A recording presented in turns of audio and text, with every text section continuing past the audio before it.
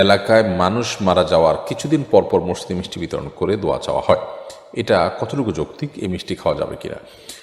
মানুষ মারা যাওয়ার পর অন্য মুসলমানদের কাছে দোয়া চাওয়া যেতে পারে, এবং এই দোয়া চাওয়াতে দোষী কিছু নেই।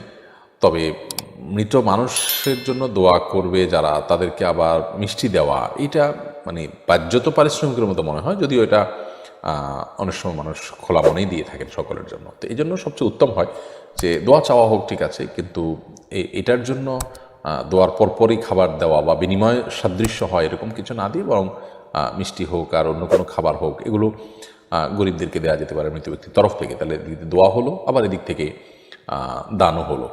অতএব মসজিদে ট্র্যাডিশনাল দোয়া পরবর্তী আপনার খাবার বিতরণ, বিশেষ করে এটিকে যখন কেউ শরিয়া নির্দেশিত, ইসলাম নির্দেশিত দোয়ার পদ্ধতি বা হিস্সা বা আবশ্যিক বানিয়ে নেয়, তখন সেই বিদআতের দিকে চলে যেতে পারে। সেই জায়গা থেকে এটি অ্যাভয়েড করা উচিত। তবে এখানে যে খাবার পরিবেশন করা হয় সেটি খাওয়া যে হারাম হবে, ওটা কিন্তু সেরকম নয়।